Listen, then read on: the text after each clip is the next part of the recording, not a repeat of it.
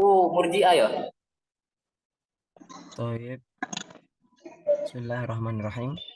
Assalamualaikum warahmatullahi wabarakatuh. Waalaikumsalam warahmatullahi wabarakatuh. Bihadihil munasabah as-sa'idah, nahnu min firqah al-hamisah nuridu an nudhira ilaikum jami'an an al-maddah allati yani min maddati nususi tashilan li wa tafhiman lakum jami'an Antiku Indonesiatan. Jadi teman-teman sekalian, kami di sini dari kelompok 5 akan menjelaskan tentang sejarah Murji'ah dan Sunni beserta ajaran-ajarannya. Adapun sebelumnya, izinkan kami memperkenalkan kelompok kami terlebih dahulu. Yang pertama ada saya sendiri, Anafik Fuad Hilmi. Yang kedua ada Ahmadul Huda. Yang ketiga ada Khonsafilah Ataki. Yang keempat ada Arini Al-Fakhira.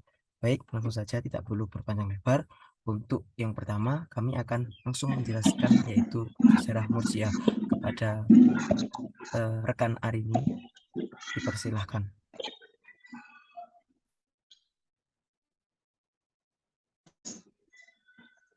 Ya, baik. Di sini saya akan menyampaikan mengenai Murji'ah.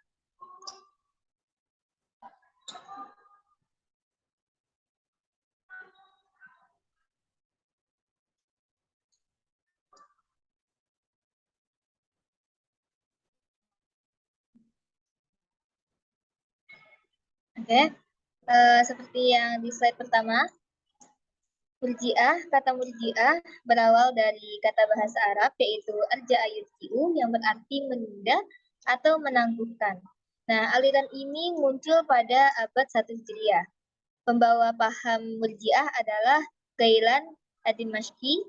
Aliran ini disebut Murji'ah karena dalam prinsipnya mereka menunda penyelesaian persoalan konflik politik antara Khalifah Ali bin Abi Thalib, Muawiyah bin Abi Sufyan, dan Khawarij ke hari perhitungan di akhirat nanti. Karena itu mereka tidak ingin mengeluarkan pendapat tentang siapa yang benar dan siapa yang dianggap kafir di antara ketiga golongan yang tengah bertikai tersebut. Paham kaum Murji'ah menyatakan bahwa orang yang berdosa besar tetap mukmin selama masih beriman kepada Allah Subhanahu wa taala dan Rasul-Nya. Adapun dosa besar orang tersebut ditunda penyelesaiannya di akhirat. Maksudnya, kelak di akhirat baru ditentukan hukum baginya.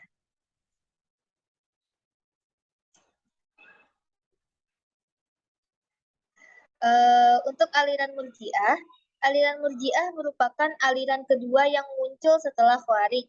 Nah, aliran ini muncul sebagai antitesa dari Khawarij yang berbicara masalah seorang mukmin yang melakukan dosa besar. Dalam masalah politik, Murji'ah juga bersikap netral. Mereka tidak memihak kepada salah satu pihak yang bertikai antara Ali bin Abi Thalib dan Muawiyah bin Abi Sufyan.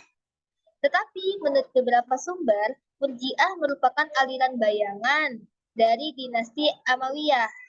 Aliran Khawarij yang mengkafirkan Muawiyah bin Abi Sufyan mendapat tantangan dari Murji'ah yang tidak menganggap Muawiyah sebagai kafir.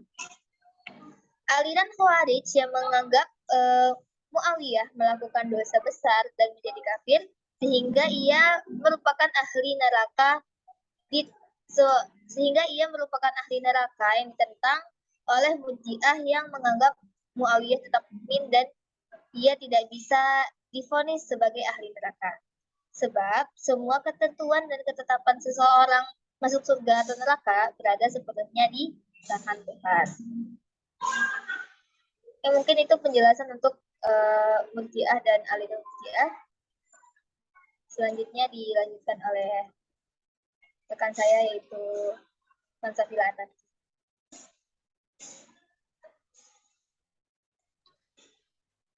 Baik, melanjutkan materi yang dipaparkan oleh rekan kami Arini Al-Fakhira. Di sini saya Khonsafilah Ataki akan menjelaskan mengenai ajaran pokok dari aliran Murji'ah ini. Yang mana di sini terdapat dua ajaran pokok. Yang pertama pada bidang teologi dan yang kedua pada bidang politik. Nah, untuk bidang teologi itu sendiri, pada aliran Murji'ah dalam bidang teologi adalah bahwa iman itu hanya dibatasi dengan tasdik atau pembenaran, sedangkan perbuatan atau amal itu sama sekali tidak masuk dalam pengertian iman. Nah, hal ini mengandung konsekuensi bahwa semua orang yang beriman kepada Allah Subhanahu wa taala dan Rasul-Nya itu hanya sebatas membenarkan itu disebut mukmin walaupun mereka berbuat dosa besar. Seperti itu. Kemudian untuk bidang politik, kaum Murji'ah berpendapat bahwa semua orang Islam yang pantas itu berhak untuk menjadi khalifah. Berbeda dengan Syiah yang mana mereka berpendapat bahwa yang berhak menjadi khalifah adalah Sayyidina Ali dan keturunannya. Nah, dari pandangan ini dapat dipahami bahwa golongan Murji'ah dapat menerima kekhalifahan Muawiyah. Bahkan penjahat dapat dihukum sesuai dengan ketentuan tanpa dikucilkan dari masyarakat. Nah, secara politis ini berarti bahwa penguasa dari Bani Umayyah tidak putus hubungan sebagai anggota masyarakat karena mereka melakukan sesuatu yang oleh sebagian kaum muslimin disebut dosa. Nah, konsekuensinya bahwa pemberontakan terhadap Bani Umayyah tidak sah menurut hukum. Kemudian, untuk doktrin ajaran dari aliran Murji'ah ini sendiri, menurut Harun Nasution, Murji'ah memiliki 4 ajaran pokok, yaitu yang pertama, menunda hukuman atas Sayyidina Ali, Muawiyah, Amr bin As, dan Abu Musa al-Asy'ari yang mana terlibat dalam tahkim dan menyerahkannya kepada Allah Subhanahu wa taala di hari kiamat kelak. Kemudian, yang kedua, yaitu menyerahkan keputusan kepada Allah atas orang muslim yang berdosa besar. Yang ketiga, yaitu meletakkan pentingnya iman daripada amal. Dan yang terakhir, memberikan pengharapan kepada muslim yang berdosa besar untuk memperoleh ampunan dan rahmat dari Allah Subhanahu wa taala. Selanjutnya, untuk tokoh-tokoh Murji'ah itu sendiri, di sini terdapat Abu Hasan As-Solihi, Yunus bin An-Namiri, Ubaid Al-Muqtaib, Ghailan Ad-Dimashqi, Bishr Al-Marisid, dan Muhammad bin Karam. Setelah itu, untuk sekte aliran Murji'ah sendiri di sini ada 2, yaitu aliran Murji'ah moderat dan yang kedua yaitu aliran Murji'ah ekstrim. Untuk aliran golongan Murji'ah yang moderat ini, mereka berpendapat bahwa orang yang berdosa besar bukanlah kafir dan tidak kekal di dalam neraka, tetapi akan dihukum sesuai dengan besar kecilnya dosa yang dilakukan dan ada kemungkinan bahwa Tuhan akan mengampuni dosanya dan karena itu mereka tidak akan masuk neraka sama sekali.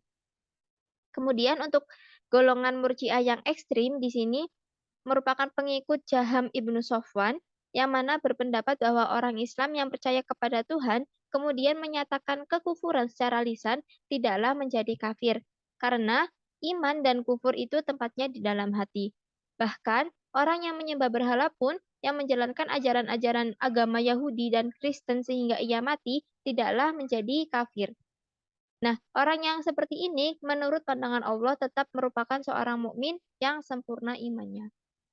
Baik, mungkin itu yang bisa saya jelaskan mengenai aliran Murji'ah dari ajaran pokok, tokoh-tokohnya, serta sekte-sekte dari aliran Murji'ah tersendiri. Untuk materi selanjutnya akan disampaikan oleh rekan kami, Anna Fuad Ilmi. Baik, terima kasih atas waktunya kepada dua rekan kami. Selanjutnya mungkin kami berikan terlebih dahulu kepada rekan Ahmad Uluhuda untuk menjelaskan materi selanjutnya yaitu materi aliran Sunni. Untuk waktu dan layar kami persilahkan.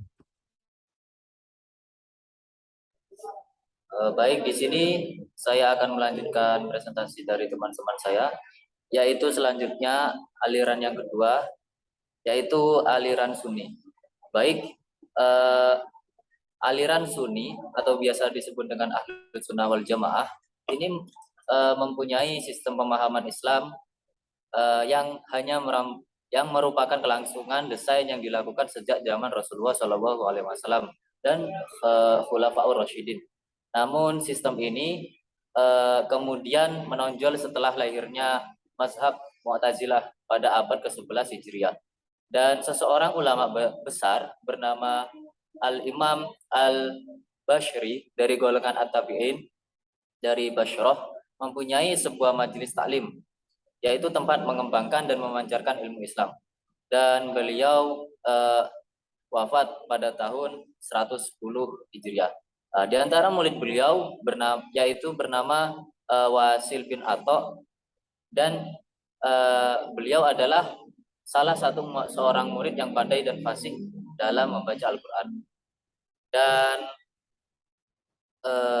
selanjutnya dalam aliran Sunni atau Ahlus Sunnah wal Jamaah terdapat beberapa ajaran pokok di dalamnya. Yang pertama yaitu menggunakan mizan al-syar'i.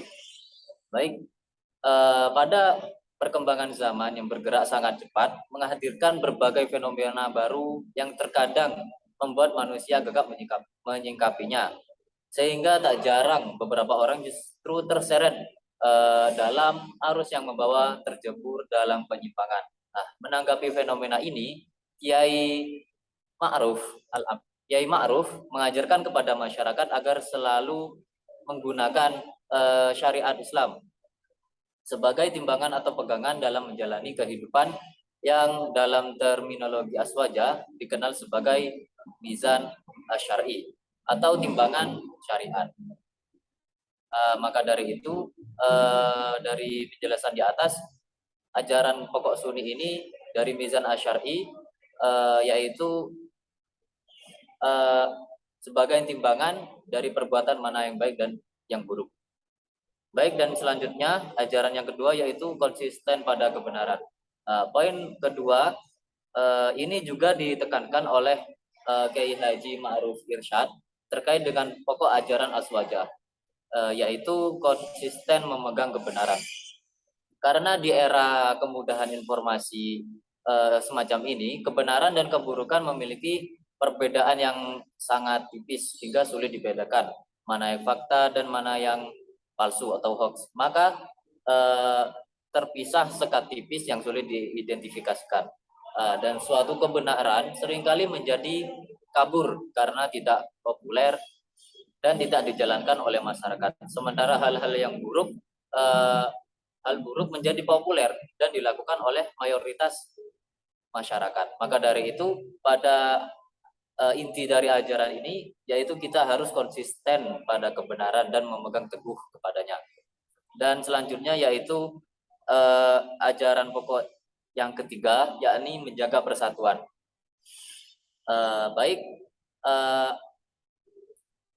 Saat ini umat Islam dihadapkan pada fakta adanya perpecahan dalam tubuh umat Islam, beragam konflik yang terjadi antara sesama umat Islam, baik karena faktor politik, ekonomi, bahkan faktor perbedaan keyakinan. Bahkan tidak jarang perpecahan tersebut berujung pada konflik, sehingga peperangan antar sesama Muslim tidak seringkali terjadi. Dan apa yang terjadi di Timur Tengah misalnya, mulai dari pertikaian antar Sunni dan Syiah di Irak, yaitu karena peperangan politik di Suriah, hingga perang antar negara antara Saudi dan Yaman. Dan ini adalah sebagai contoh yang nyata bagaimana ikatan persaudaraan umat Muslim itu juga sudah sangat jelas terasa di Indonesia. Dan indikasi perpecahan umat Islam itu juga sudah sangat jelas dan memanas, terutama dalam pihak politik. Nah, maka dari itu dalam ajaran Sunni ini kita dianjurkan untuk atau diwajibkan saling menjaga persatuan antara umat Islam atau saling toleransi dan sebagainya. Baik, selanjutnya yaitu ajaran pokok yang keempat, yaitu mengikuti para ulama salaf. Para ulama Islam Sunni atau Aswaja meyakini bahwa cara yang paling tepat dalam menjalankan agama yang benar adalah dengan mengikuti atau taklid mazhab para ulama salaf, bukan dengan mengambil dari sumber bukan mengambil dari sumber ajaran Islam secara langsung. Hal ini pula selalu disampaikan oleh Kiai Ma'ruf Irsyad juga dalam berbagai pengajiannya. Untuk menggali ajaran Islam dari sumbernya langsung dibutuhkan seperangkat keilmuan dan keahlian dengan level yang sangat tinggi, seperti menguasai bahasa Arab dan tata bahasanya. Dan juga disiplin dalam ilmu Al-Quran, disiplin ilmu hadis, dan sebagainya. Maka ketika seseorang mencoba memahami sumber dari ajaran Islam tanpa disertai keilmuan dan keahlian, dikhawatirkan dia akan tersesat atau menyesatkan yang lainnya. Dan selanjutnya yaitu dari ajaran pokok Ahlus Sunni yang kelima, yaitu mendahulukan wahyu daripada akal. Baik, salah satu latar belakang berdirinya Ahlus Sunnah wal Jamaah atau Sunni ini adalah tumbuh dan berkembangnya aliran Mu'tazilah oleh para ulama ahli sunnah Mu'tazilah yang dimotori oleh Wasil bin Atha. Dipandang terlalu mendewa-dewakan akal dan menomorduakan teks Al-Quran dan hadis dalam memahami ajaran Islam. Aswaja sendiri bukannya tidak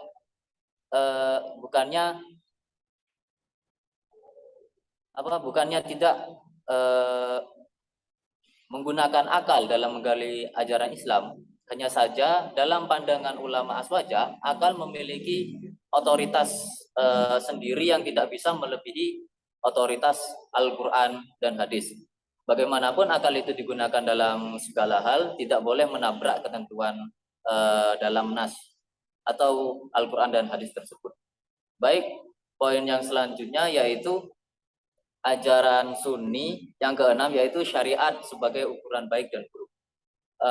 Baik, disebutkan dalam pengajian dari Kiai Haji Ma'ruf Irsyad, beliau menegaskan bahwa dalam pandangan ahli sunnah wal jamaah,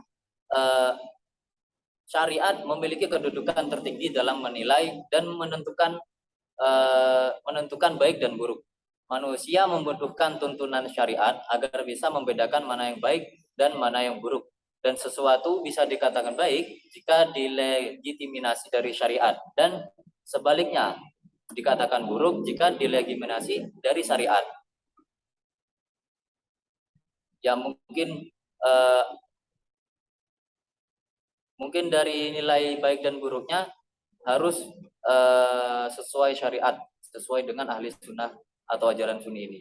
Baik, dan nilai selanjutnya yaitu ajaran takwa dalam berbagai kondisi. Baik, sebagaimana dikatakan Al-Ghazali, takwa adalah harta terpendam yang sangat berharga. Jika seseorang mendapatkannya, maka ia telah mendapatkan kunci segala kebaikan. Karena semua kebaikan di dunia dan di akhirat dikumpulkan dalam satu perkara. Tidak lain adalah takwa. Dan Al-Quran telah menjanjikan sekian banyak kebaikan bagi siapa saja yang mampu melaksanakannya. Disebutkan dalam Farid. Salah satu inti tausiah yang selalu disampaikan oleh Kiai Haji Ma'ruf Irsyad dalam berbagai kesempatan adalah tentang menjaga ketakwaan dalam kondisi apa saja dan di mana saja. Baik, dan ajaran yang selanjutnya yaitu bermanfaat bagi sesama.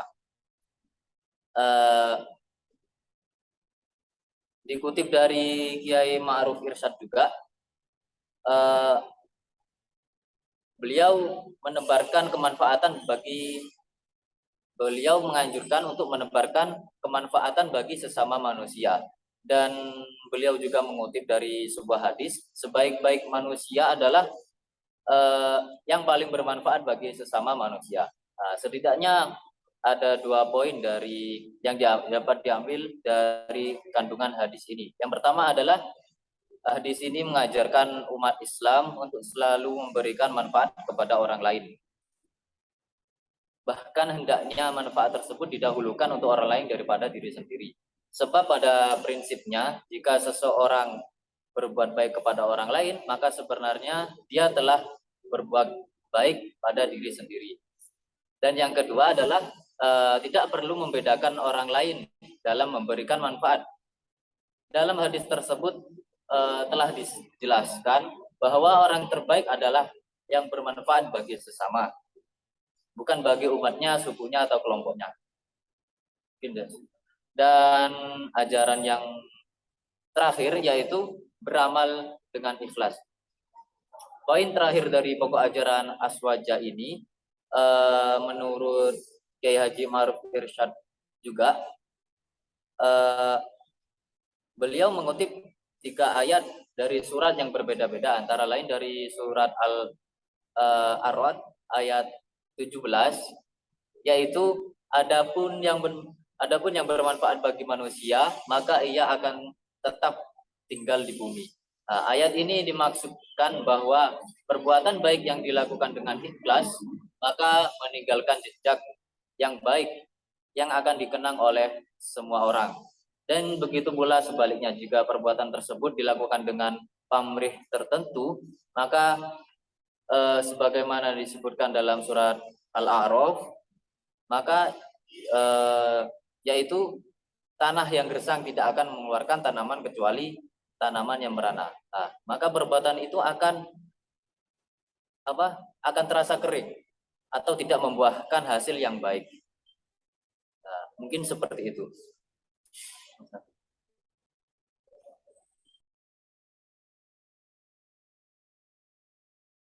Mungkin dilanjutkan oleh teman saya. Baik, terima kasih atas waktunya.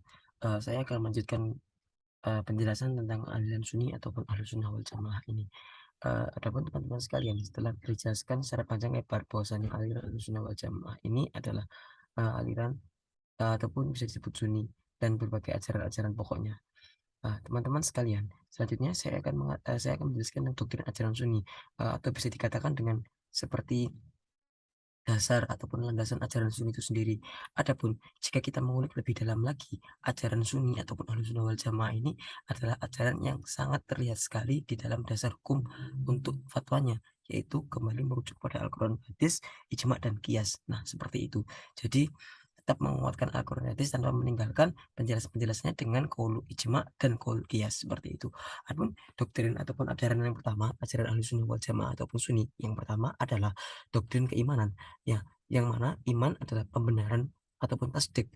Kalau misalkan dalam bahasa Arab, yakni tasdiqu billahi azza wa jalla bitamamil qulubi, yaitu dalam artian yaitu percaya dan yakin kepada Allah Subhanahu wa taala dan rasul-rasulnya dengan ketetapan hati dan ketetapan hati. Nah, dalam artian teman-teman, doktrin keimanan ini itu dimanifestasikan ke dalam bidang tauhid atau teologi atau dalam ilmu yang bisa dipelajari oleh beberapa fakultas ataupun fakultas usuluddin, yaitu ilmu kalam, yang mana menjelaskan tentang beberapa golongan-golongan ataupun aliran-aliran. Nah, adapun golongan ini ataupun doktrin keimanan ini yaitu disampaikan dan dikuatkan oleh muassis min hada jamiah, yakni jamiah Sunni, yakni min Abu Al-Hasan Al-Asy'ari, seperti itu, dan Abu Mansur Al-Maturidi. Nah, selanjutnya terdapat doktrin keislaman.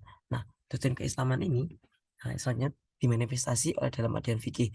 Nah, ajaran fikih itu apa? Ajaran yang kembali kepada 4 mazhab yang telah masyhur. Apakah itu mazhab Imam Hanafi, Imam Hambali, Imam Hanafi, Imam Maliki, Imam Syafi'i, Imam Hambali, seperti itu. Nah, dalam artian ajaran Ahlus Sunnah wal Jamaah ataupun ajaran Sunni ini tidak jauh-jauh dari aliran 4 mazhab yang masyhur tersebut. Nah, teman-teman sekalian, dalam menghukumi secara fikih, adapun hukum-hukum yang formal ataupun hukum-hukum yang general adalah seperti contohnya hukum ubudiyah, fikih muamalah, fikih munakahah, fikih jinayah, dan fikih siasah, dan lain-lain. Nah, seperti yang saya jelaskan bahwasanya Aswaja ataupun aliran Sunni ini berpedoman kepada 4 mazhab yang wadih, yang sudah jelas, yaitu mazhab Hanafi, Maliki, Syafi'i, dan Hambali, seperti itu. Nah, yang selanjutnya yaitu doktrin keikhlasan. Dalam tasawuf, doktrin keikhlasan ini salah satunya adalah tasawuf. Ilmu tasawuf ini diimplementasikan dan kita bisa mengatakan juga bahwasanya sama dengan ilmu tarekat yang ada di Sunni. Banyak teman-teman kita pernah mendengar penjelasan tentang tarekat, bagaimana tarekat itu di dalam teosofi yang sudah dijelaskan oleh teman-teman sebelumnya. Jadi di dalam tasawuf itu adalah sebuah manhaj spiritual yang bisa dilewati bukan melalui teori-teori secara umum, akan tapi dengan cara mengintegrasikan antara ilmu dan amal. Jadi intinya antara pikiran dan juga hati itu sinkron, kepada langsung menuju kepada Tuhan, pada Allah Subhanahu wa taala. Nah, dalam penjelasan yang telah kami cari itu ada beberapa hal. Yang pertama, jalan melepaskan at-takhali. Melepaskan apa? Baju kenistaan, yaitu manusia sebagai manusia yang nista. Yang kedua, akhlak madmumah, akhlak yang buruk.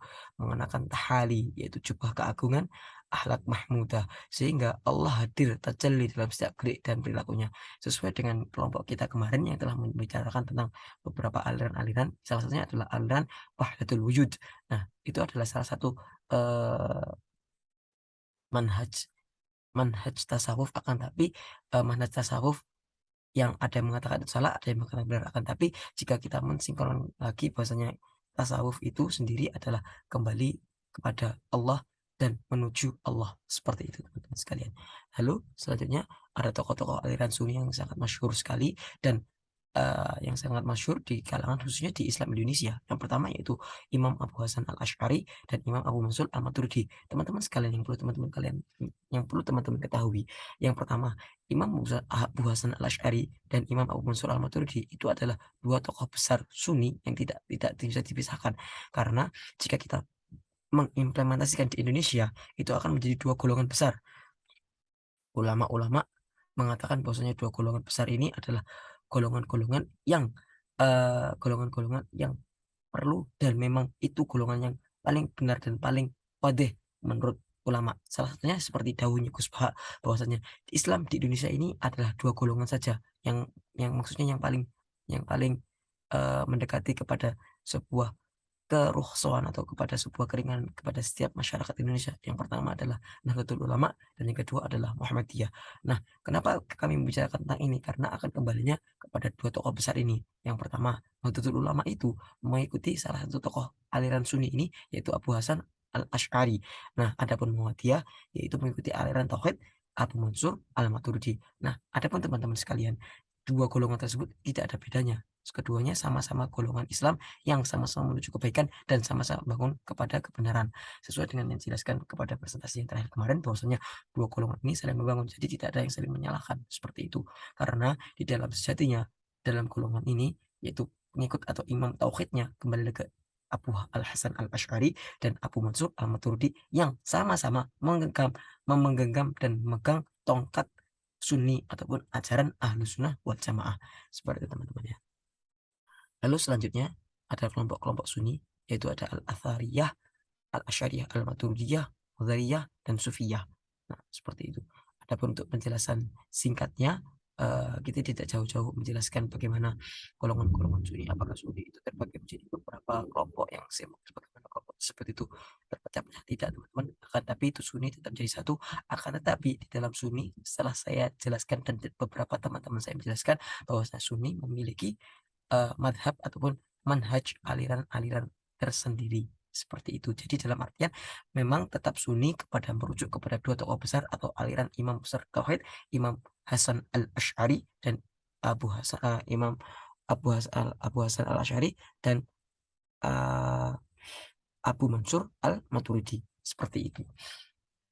Mungkin cukup sekian yang bisa kami sampaikan dari kelompok 5. Adapun untuk pertanyaan dan diskusi ringannya bisa disampaikan melalui bisa menghubungi kami, saya sendiri Anafik, ada Ulil Huda, ada Khonsafillah, dan ada Arini Al-Faghira. Silakan kita bisa mengagendakan untuk diskusi ringan. Sekian dari kami kelompok 5. Jazakumullahu khairan katsiran ala husni ihtimamikum mubalatikum wa akhirul kalam. Syukran. Assalamualaikum warahmatullahi wabarakatuh. Waalaikumsalam warahmatullahi wabarakatuh. Waalaikumsalam warahmatullahi wabarakatuh.